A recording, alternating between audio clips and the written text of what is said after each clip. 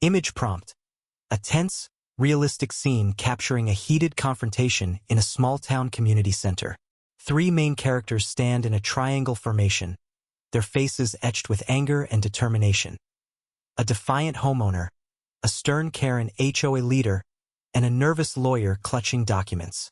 The setting is a brightly lit meeting room with natural daylight streaming through large windows, casting soft shadows. In the foreground, a wooden table holds a crumpled, handwritten note with bold text, HOA power grab exposed. One man's fight for justice.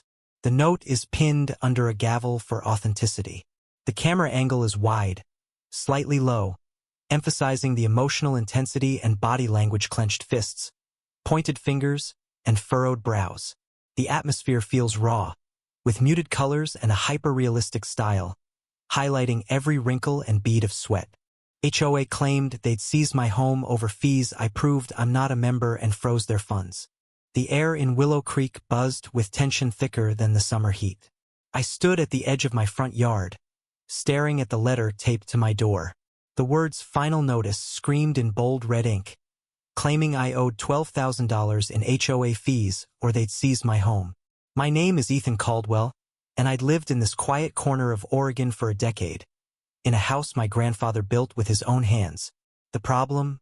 I wasn't part of their damn HOA, never had been.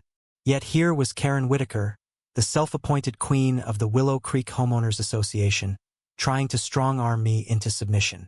Karen wasn't just a neighbor. She was a force of nature, her voice sharp enough to cut glass, her smile a veneer over ruthless ambition. She'd ruled the HOA for years, turning our peaceful community into her personal fiefdom. Late fees for unmowed lawns, fines for unapproved mailbox colors. She thrived on control. But this, threatening to take my home over fees I didn't know? This was war. I tore the notice down and marched to the community center, where the HOA board was holding its monthly meeting. The room was packed with neighbors, some nodding along to Karen's decrees, others too scared to speak. I slammed the letter onto the table, my voice steady but burning. This is my home, my grandfather's land. I never signed your contract, Karen. You've got no claim. Her eyes narrowed, lips curling into a smirk. Ethan, you benefit from our community standards: paved roads, streetlights. You owe us. Pay or we'll foreclose. The crowd murmured, some in agreement, others in shock.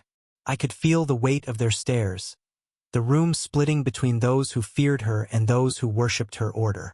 I wasn't alone, though. My friend Clara, a retired paralegal with a knack for digging up dirt, had been helping me. She'd found gaps in the HOA's records and signed contracts, missing deeds. They're bluffing, she'd whispered the night before. Your property was never annexed. Armed with her research, I held my ground. Show me the contract with my signature, I demanded.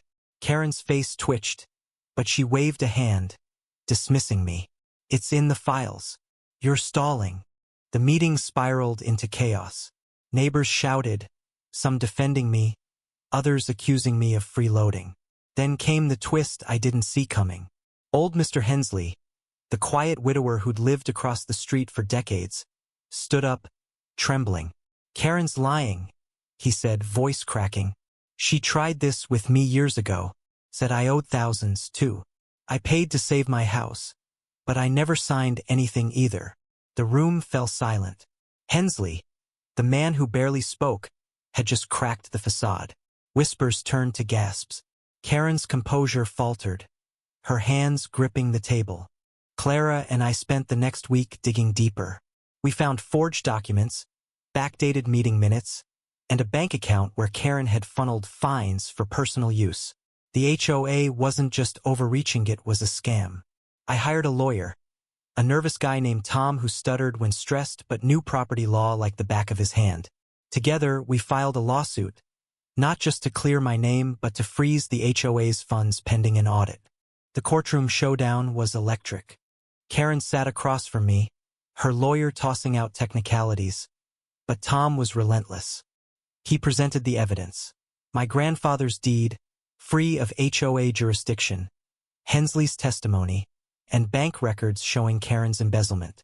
The judge's gavel fell like thunder. Me home was safe, the HOA's accounts frozen, and Karen ordered to step down. The crowd outside cheered, but I felt no joy. My neighbors, once united, were now fractured. Some saw me as a hero. Others, loyal to Karen, called me a traitor. The bitter truth hit harder than I expected. Karen wasn't just a tyrant, she was a product of our community's silence. We'd let her power grow, unchecked, because it was easier to comply than to fight. Hensley's confession haunted me. How many others had paid her out of fear? How many had lost more than I almost did? I'd won my home, but the cost was a community torn apart, trust shattered like glass. As I walked back to my house, the final notice crumpled in my pocket. I wondered if justice was worth this divide. Karen was gone, her schemes exposed, but the scars remained. I'd fought for my grandfather's legacy, but I couldn't shake the ache of what we'd all lost, a sense of home. Not just mine, but ours. What do you think? Did I do the right thing, or did my fight for justice break more than it built? Share your thoughts on where fairness lies in a community divided.